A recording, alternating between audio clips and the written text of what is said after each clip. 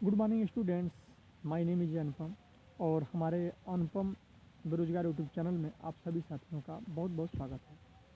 आज हम इस टॉपिक्स पे आपसे बात करने के लिए आए हैं कि आज कुछ स्टूडेंट्स का एग्ज़ामिनेशन है, इंटरमीडिएट का, हाई स्कूल का, जो यूपी बोर्ड का एग्ज़ामिनेशन है, उससे संदर्भित हम कुछ बात करेंगे। जैसे विद्यार्थियों के मन में एक सवाल रहता है कि पेपर कॉपी कैसा आएगा, क्या क्या लेकर के जाना है, पेपर में क्या लिखेंगे, किस प्रकार की बात करेंगे वहाँ पर, फिर टाइम को कैसे मैनेज करेंगे कि 3 घंटे 2.5 घंटे में हम पेपर को कैसे सबमिट कर पाएँ, कितने घंटे पहले जाएँ सेंटर पे। ऐसे तमाम सवालों का जवाब हम आज इस वीडियो में जानेंगे। तो चलिए शुरू करते हैं। सबसे पहले जो 10th क्लास का जो भी एग्ज़ामिनेशन होना है, ये 8:30 बजे से यानी 8:30 पे कंडक्ट होना है। तो इससे उपस्थित मतलब जो भी संबंधित विद्यार्थी हैं, उनसे हम कहना चाहेंगे कि आप परीक्षा सेंटर्स पर पहले दिन 2 घंटे पहले कम से कम पहुँचें या उनको 6 बजे तक सेंटर पे पहुँच जाना है पहले दिन, यूपी बोर्ड के जो एग्ज़ामिनेशन क्लास 10th वाले हैं। बाकी बात होती है क्लास 12th वालों की, तो उनकी पेपर 2 बजे से होती है, तो वो भी परीक्षा केंद्र पर 1-2 घंटे पहले या 1.5 घंटे पहले पहले दिन अवश्य रूप से पहुँचें। उससे भी महत्वपूर्ण चीज़ ये होती है कि बच्चे, आज तक हमने जो भी पढ़ा है उसका इम्तिहान होना है, एग्ज़ामिनेशन होना है। एग्ज़ामिनेशन में हम क्या लिखते हैं ये सबसे ज़्यादा महत्वपूर्ण है। आप क्या जानते हैं ये महत्वपूर्ण मार्कशीट के लिए बिल्कुल नहीं है। इसलिए आप वहाँ अच्छा परफॉर्मेंस तभी कर पाएंगे जब आप अच्छी नींद लेंगे और अच्छा भोजन, क्योंकि भोजन भी ज़रूरी है उसके अकॉर्डिंग।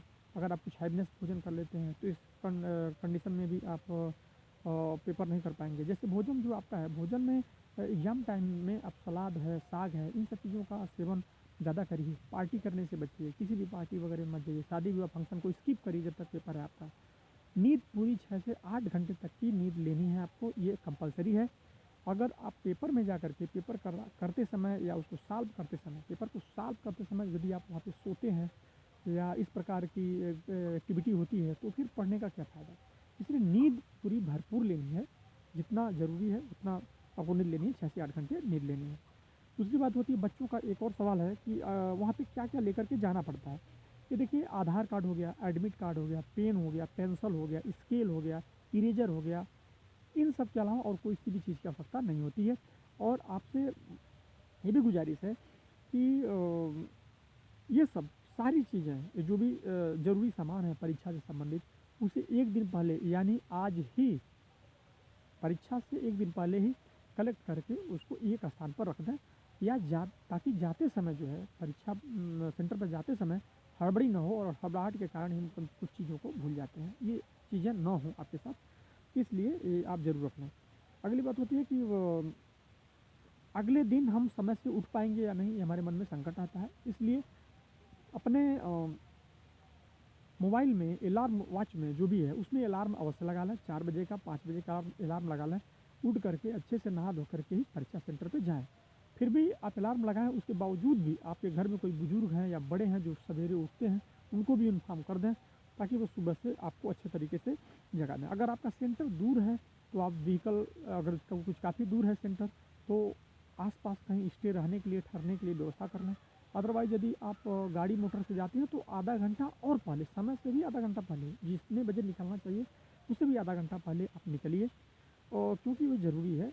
अन्यथा गाड़ी, वाहन वगैरह, साइकिल वगैरह या मोटरसाइकिल वगैरह से जाते हैं और रास्ते में पंचर हो गया, कोई बात हो गई, इसलिए आप थोड़ा सा पहले ज़रूर निकलें। दूसरी बात होती है कि पानी, पानी भरपूर मात्रा में पिएँ, ताकि आपका सारा आँख, दिमाग, हर एक तरह का जो अंग है वो अच्छे तरीके से वर्क कर पाए। और उससे भी महत्वपूर्ण बात ये है कि एक जगह बैठने की, अर्थात कंसंट्रेट करने की आदत डालें, ताकि आप परीक्षा में 2 घंटे 3 घंटे बैठ पाएँ, जो भी हो समय। उसके बाद से होता है पेन ले जाने के बाद किस प्रकार का पेन ले जाएंगे। तो पेन कभी भी हल्का, हल्का पेन, हल्का मतलब कि वज़न में बहुत ज़्यादा वज़नी नहीं होना चाहिए, हल्का पेन ले करके जाइए। और दूसरी बात, लोहे का या अन्य मेटल का बना हुआ कोई इस प्रकार का पेन वगैरह नहीं ले जाना चाहिए, क्योंकि और वो चूँकि वज़न होने के कारण उससे लिखने में दिक्कत होती है। दूसरी बात ये होती है कि ये थोड़ा गाढ़ा चलने वाले पेन को ले जाइए, क्योंकि जो एग्ज़ाम में जाँचकर्ता होते हैं, जो जाँच करते हैं, उनकी थोड़ा उम्र हो गई होती है, तो आँखों से विजुअल होने में थोड़ी दिक्कत होती है, इसलिए थोड़ा गाढ़ा पेन का ही इस्तेमाल करें उसमें।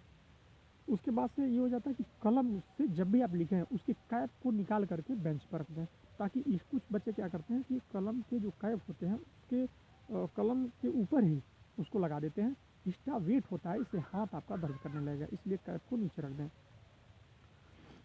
दूसरी बात ये होती है कि इसमें जो लाइनिंग होती है, ऊपर की लाइन नीचे की लाइन जो होती है, उन लाइनों के ना ही आप बीच में लिखें हिंदी, और ना ही नीचे की लाइन से लिखें, बल्कि ऊपर की लाइन से लिखें।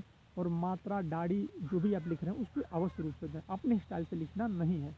और उससे भी महत्वपूर्ण बात, काले नीले बाल पेन के अतिरिक्त किसी भी कलर के पेन का इस्तेमाल नहीं करना होता है, इससे आपका नंबर कट सकता है। इस बात का विद्यार्थी विशेष ध्यान देंगे। दूसरी बात, जब कापी आपको मिलती है तो कापी मिलने के पहले एक पेज फुलफिल करना होता है, उसे भरना होता है। उसे आप अपने इन्विगेटर कक्ष निरीक्षक जो है उनसे पूछ करके ही भरें, जो चीज़ें नहीं समझ में आ रही है उनसे पूछ लें।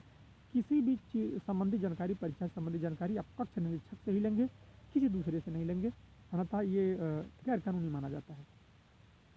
और ये भरने के बाद अपने कापी को दोनों सिरे से स्केल से सलाग लें, ब्लैक पेन से, और उसी पेज के नीचे हर एक पेज पर, उस पेज के निचले हिस्से में, सबसे निचले हिस्से में हर एक पेज पर अपने रोल नंबर को अवश्य रूप से डाल दें। इससे क्या होता है कि आपके कापी को खोने का या फाड़ करके चोरी हो जाने का कहीं डर नहीं रहता है। ऐसा नहीं होता कि आपकी कापी फाड़ करके किसी और कापी में चिपका दिया जाए, इस पर रोल नंबर लिखा रहता है, तो ये दिक्कत नहीं रहती है। दूसरी बात, कापी पर कहीं पे भी अपना नाम मेंशन नहीं करना होता है, इस बात का आप लोग विशेष ध्यान रखेंगे। और दूसरी बात यह है कि प्रश्न पत्र जब भी आपको मिलता है, पहले उसे पूरा अच्छी तरीके से पढ़ लें, उसके बाद ही उसका सॉल्यूशन है आप समझ पाएंगे कि कहाँ से सॉल्व करना है, कहाँ से नहीं करना है। और ये भी महत्वपूर्ण बात होती है कि जो पेपर्स होते हैं उसमें पढ़ने के बाद जो प्रश्न आपको पहले आ रहे हैं उसे पहले करिए, जो प्रश्न नहीं आ रहे हैं उन्हें बाद में देखा जाएगा। लेकिन हाँ, ये बात ज़रूर ध्यान रखिए कि किसी भी पेज को खाली छोड़कर अगले पेज से उत्तर लिखने की कोशिश ना करिए। ये ऐसा नहीं है कि हेडिंग डाल दिया, बाद में कोई इसको लिख लेंगे फिर आगे बढ़ते हैं, ऐसा गलती ना करिएगा। उड़ाका दल से सतर्क रहना है, तो वरना आज ये भी गैर कानूनी ही होता है। प्रश्नों का सही क्रम डाल करके ही जो भी प्रश्न सॉल्व कर रहे हैं उसका प्रश्न नंबर लिखने के बावजूद ही उसका उत्तर लिखें, अन्यथा दिक्कतें हो जाती हैं। एग्जामिनर को यदि आप धर्म संकट में डाल रहे हैं, एग्जामिनर्स नहीं समझ पाएंगे, तो जो जांच करता है वो आपके नंबर काट सकते हैं। प्रश्नों का सही क्रम जरूर रूप से लिख करके तभी उत्तर लिखना है। जांचकर्ता को कभी चकमा देने की कोशिश ना करें, चकमा देने का मतलब कि आपका नंबर काट लेंगे। कोई भी प्रश्न, सबसे महत्वपूर्ण बात, कोई भी प्रश्न आपको परीक्षा में छोड़ करके नहीं आना है। छोड़ने का मतलब कि आप अपने नंबर को गंवा रहे हैं। किसी भी प्रश्न को छोड़ना नहीं है, जो भी जानते हैं उतना लिखना है। पहले जो आता है उसे पहले लिखना है, जो नहीं आता है उसके बारे में बाद में सोच सोच करके जरूर लिखना है, कुछ ना कुछ लिखना है, खाली नहीं छोड़नी है। कोई भी प्रश्न छोड़ना नहीं है। दूसरी बात ये होती है, कुछ बच्चों का एक पेपर खराब हो जाने की वजह से वो बहुत निराश हो जाते हैं। निराश मत होइए, डरिए नहीं। अगर आपका एक पेपर खराब हो गया तो अगले पेपर में मेहनत करिए, निराश नहीं होना है, आगे बढ़ते रहना है। और ऐसा करने से अपने ध्यान को अगले पेपर की तरफ केंद्रित करिए। पुराने पे बैठ करके और उस पर विलाप करने से आपको कुछ नहीं मिलेगा। जो भी बचा कुछ नंबर है वो भी गायब हो जाएगा। उड़ाका तल के आने पर कुछ बच्चे ये करते हैं कि जो टीम जो होती है जांच करता, जो अन्य अधिकारी आते हैं सेंटर पे, कुछ बच्चे अपने काम को छोड़ करके उनको देखने में लग जाते हैं।